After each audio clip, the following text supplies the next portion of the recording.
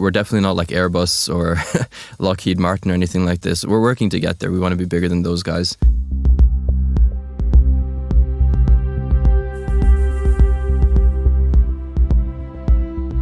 Space is a huge place, but the area that we can actually use is limited.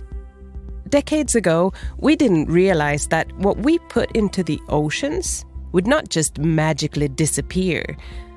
It stays there, affecting marine life, which in turn affects us. And we really don't want to make that same mistake in space. As more and more satellites are launched, the amount of debris will just keep towering up. If, of course, we don't do something about it.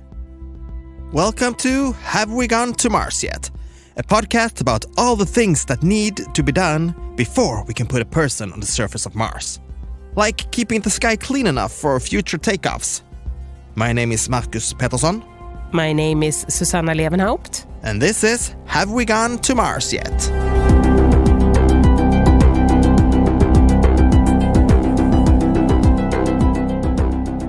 New satellites are launched more often than ever.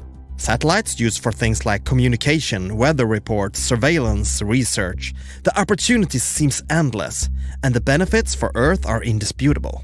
However, there's a lack of any real international agreements or laws on how companies should take care of their used satellites, which could have very real effects on future space travel. We've all heard about the Kessler effect. Cleaning up space debris and making sure everybody takes responsibility for what they put up there are important issues. So is making sustainable satellite systems. Matija Milenovic is the CEO of porkchop, a satellite company with a goal to become a major player in an interplanetary economy.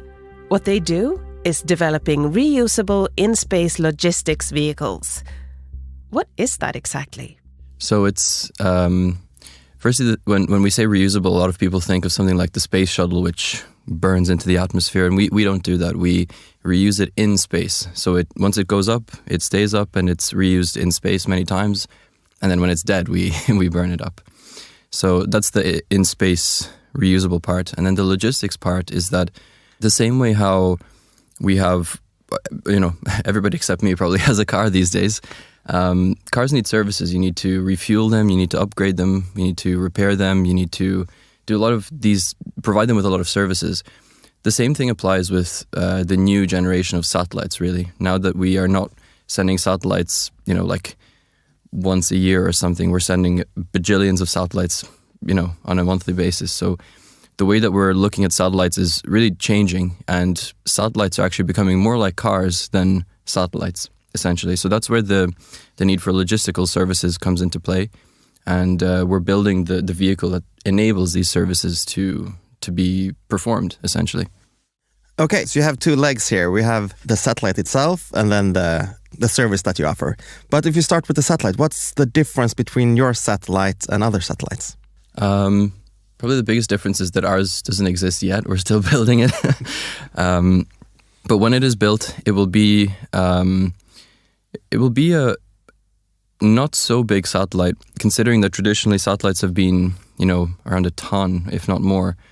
Our satellite will be in the range of, a few hundred kilograms. So probably like 100 or 200 kilograms. And basically what it will do is be able to move in space to, for example, deploy constellations a lot faster and a lot easier than it's done today. It will be able to move an existing satellite from one orbit to another. So this kind of last mile delivery, or some people call it the army of space, basically. It'll be able to then also fly close and rendezvous with the satellite and fly around to inspect it, to take pictures. That's more in the short term. And then in the long term, the satellite will be able to, do more advanced things. So we'll be able to attach, for example, robotic arms that can then perform more complex services that are not so commonplace today. So that's essentially what we're doing. And on top of this, because we use the word reusable, the way that we're doing that is basically by having two types of spacecraft. So we have the fully reusable, what we call mothership, and then the expendable or non-reusable daughtership. So the mothership is the thing that we send into space once, and it can perform all of these operations.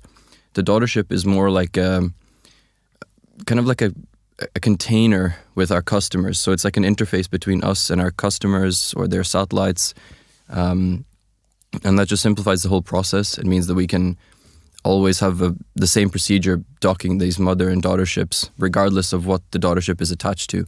So that essentially, long story short, it just makes the whole process a lot cheaper and simpler. And it allows us to then also, for example, refuel our own mothership to keep it alive for much longer, instead of having to bring a huge amount of propellant from day one, a huge amount of fuel from day one.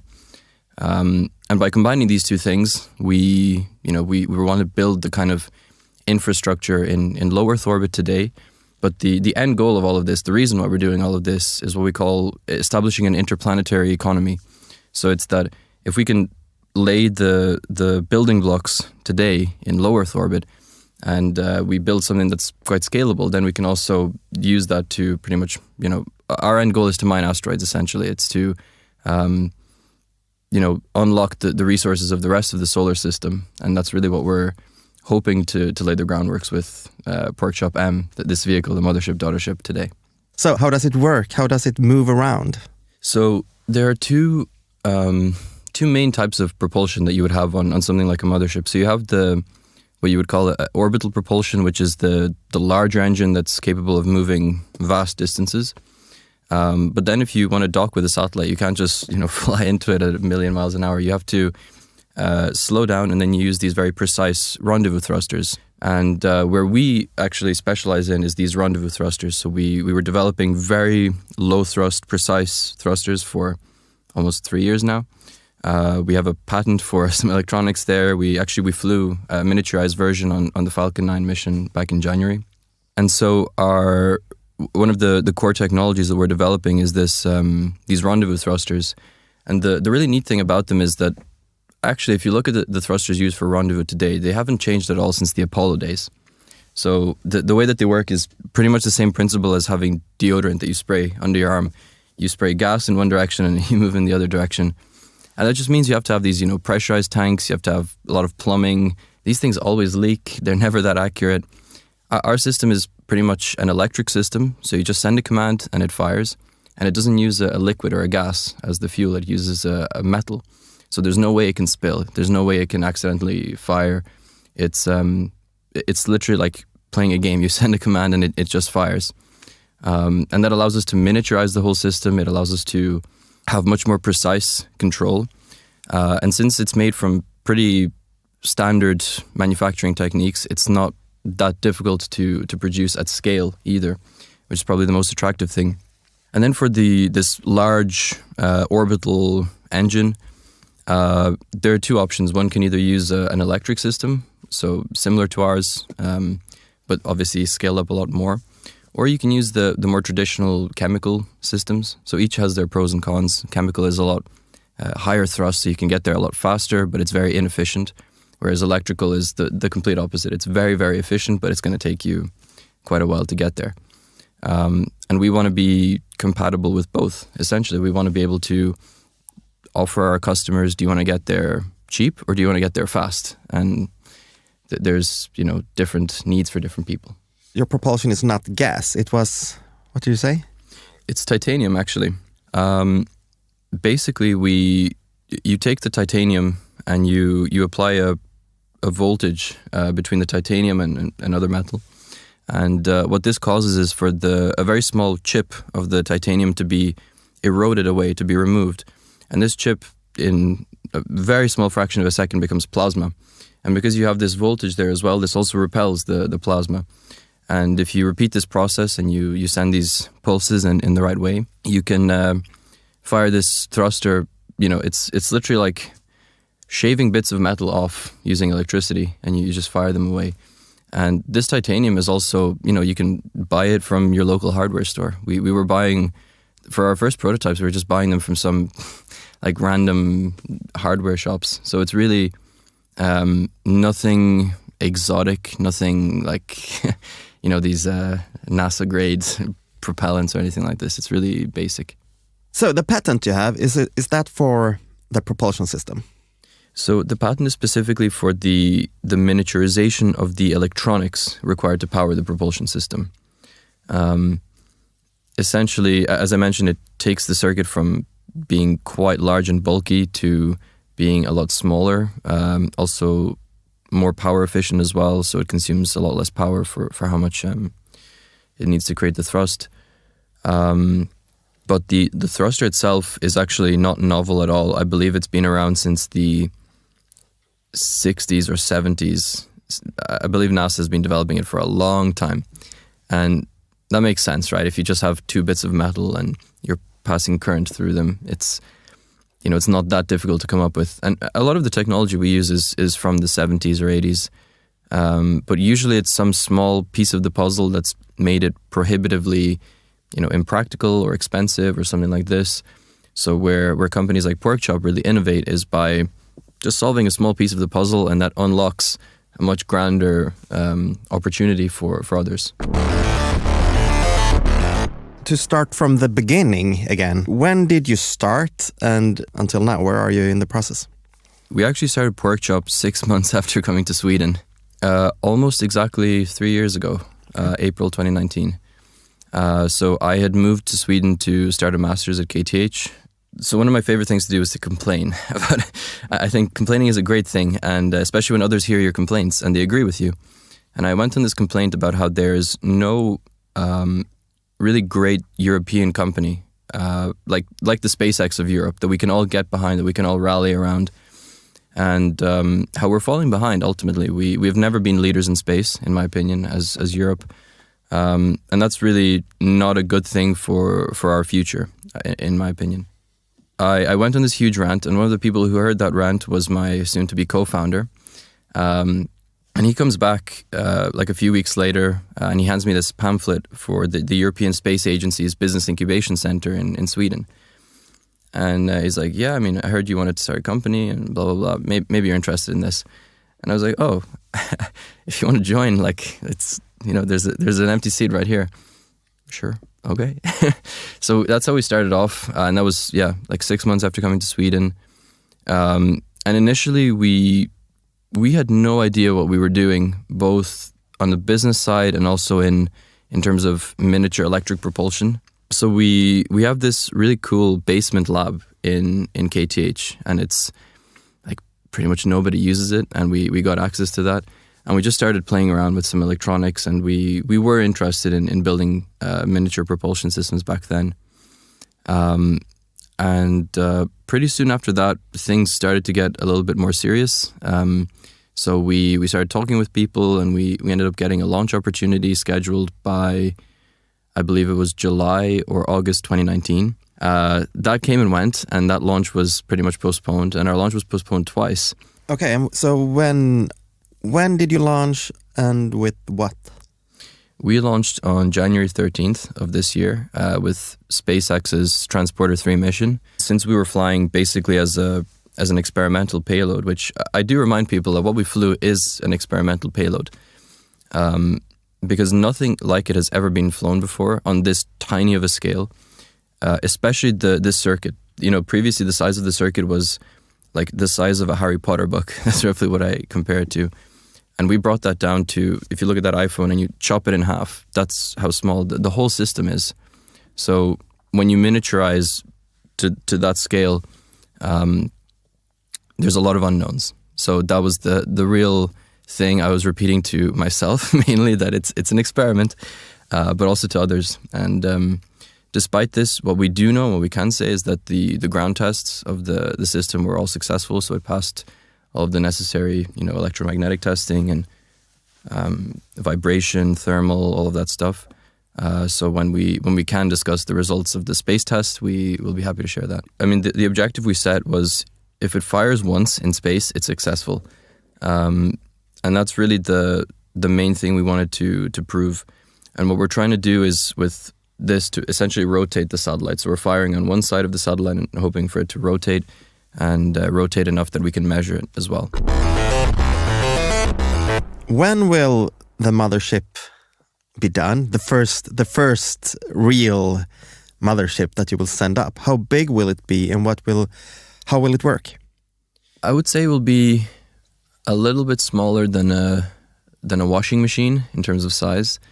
In terms of how heavy, roughly in the 1 to 200 kilogram range. We expect it to be flying in mid-2024 if all goes well, and if we, there's a lot of things that need to happen between now and then for this to take place. But yeah, we're hoping that the need for last mile delivery in space grows even more between now and 2024. And we're seeing the positive signs there that it will happen. So once we can prove this technology at full scale, contribute to the low Earth orbit economy, that really then sets us up for our deep space ambitions. What would a typical working day for the mothership be?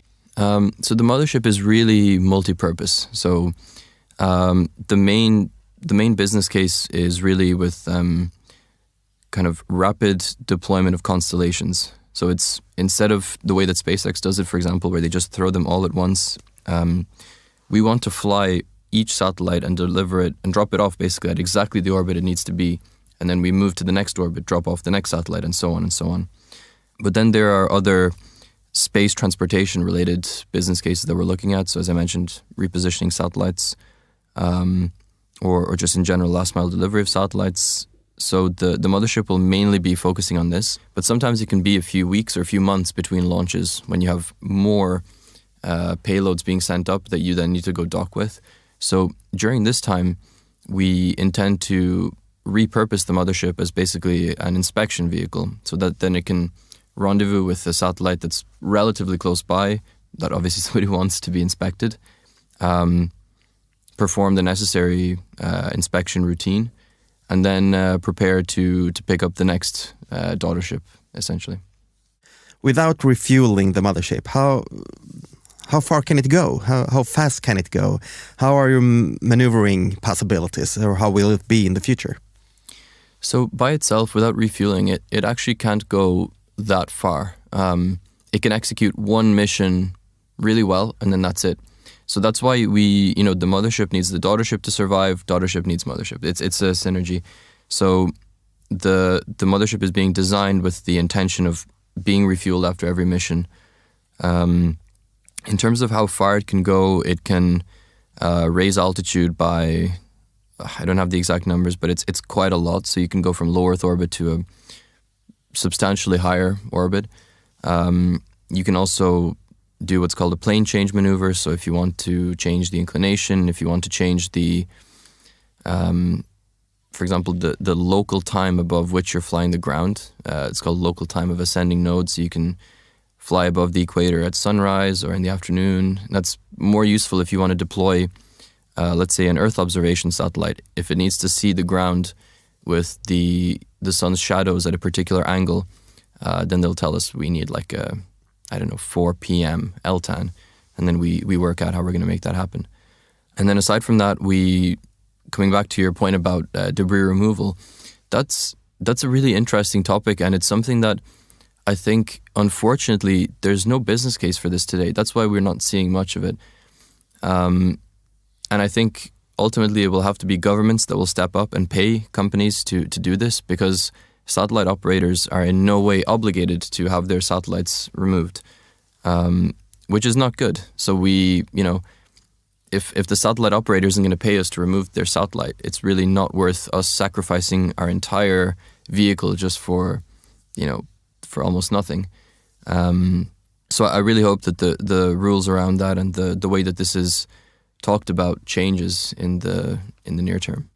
So you're in the development stage right now of your technology, but how far in the future are we looking here? When will you be up there? So we're, aside from the thing we already have up, our next mission is aimed for the end of 2023. So there we'll be taking 2 roughly shoebox-sized satellites, and we're going to rendezvous and dock them, and then undock them and separate them even more, dock them again, to prove that we can reliably and repeatably dock satellites on first a small scale, But if we can prove that principle, it opens up a lot of doors for us. And then we're going to be scaling that up, and we're going to start then commercial operations of this actual mothership and daughtership in, we hope for mid-2024. Doing all this costs money, obviously. How are you funded? So for the first year and a half, we were completely bootstrapped, and that meant paying out of pocket. It meant getting we got some small grants from Vinnova, which is like the Swedish innovation agency. We received some, actually in the beginning, the astronaut Christer Fuglesang gave us some small funding from KTH Space Center. That was really nice. And so yeah, we were living off of scraps. We were, buying a lot of things, out of pocket. And then the first investor we got was actually KTH. So because we went through the pre-incubator program, we built a great relationship with them, and they were the first ones to invest, and that kept us going for a while. And then last December, we closed our first venture round. So that was led by a pan-Nordic fund called Icebreaker VC. So we're not as poor anymore, but we're still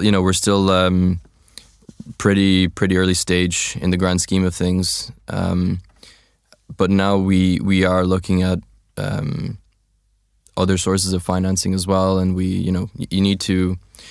There's a lot of capital required to build this thing, so we are looking at ways of making that happen. There should be lots and lots more of companies like you out there, and we have to give these kind of companies, definitely for our sake, space companies, the opportunity to develop.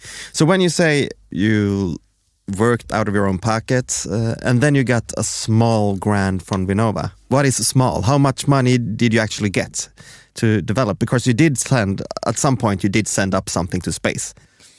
So some things I can't discuss, obviously, but basically the support from Vinnova was, I would say, the equivalent of 100,000 crowns over the space of the first year. So that was pretty much, you get a small chunk and then you have to show some results, and then again and again. And the chunks got bigger, but the standards got higher and stricter as well as time went on. Did you get an ESA-BIC money? Yes, yeah, we were also supported. So that was a grant, and that was 50,000 euro or 500,000 crowns as well. Again, spaced out over, I think, a year and a half, showing certain results as well. Yeah, because what I'm thinking is it might sound a lot with 500,000, but you were back then 2 persons, and you should buy things, build things, send them to space. So it's not really that much money to work with. No, I mean, it is great, of course. To be honest, joining ESA-BIC is not about the money, it's about the recognition and the seal of approval, because you do get certain benefits from being part of that community. But I mean, just to give you an example, we have spent just on manufacturing metal parts. It's not unreasonable to spend like 80,000 crowns on like a single, not a single part, but on a single shipment of a few parts. So, I mean, comparing that obviously to software companies where your biggest cost is, hosting on AWS or something, it's way more expensive, and that makes us untouchables, definitely, to a lot of investors. But, that's just how the cookie crumbles. That's the world we live in. I'm just curious. Because you said before that 3 years ago you started this and you had no idea what you were doing, which I believe probably isn't completely true. But how do you get partners to sort of believe in you and join you in this thing that you don't know if it's going to work and what it is really? Yeah, that's been one of our biggest challenges, because I think you're right. I think it's not like we knew nothing, but we definitely weren't at a stage that other companies that were doing the same thing were. Usually it's typical that at least one of the founding team has a PhD in electric propulsion, and we had half of a master's in it, So I would say the hardest thing, and it's still a very difficult thing, is getting credibility and getting people to even listen to us. So it's, we're definitely the underdogs in this situation. And that's completely fine because, you need to earn your credibility and you need to show with results at the end of the day. And the fact that I should also add that we sent this propulsion system into space pretty much completely bootstrapped with very, very little funding. And the fact that we did it with so little funding and with such a tiny team, it showed that we can do pretty big things. But still, we're definitely not like Airbus or Lockheed Martin or anything like this. We're working to get there. We want to be bigger than those guys. But it's definitely, building up credibility and trust from people takes years. It's a process.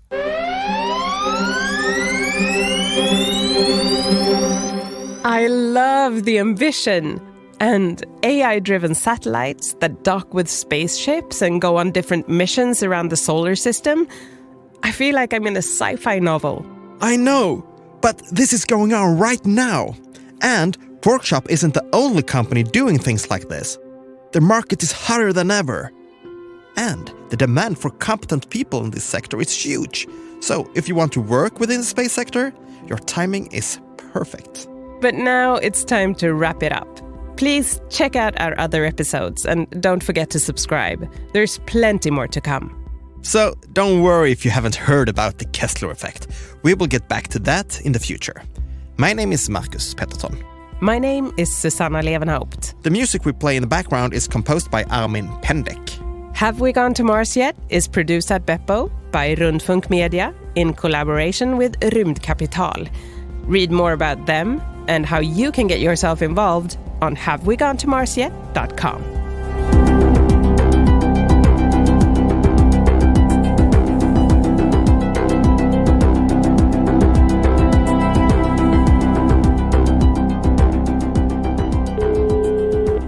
Hallå?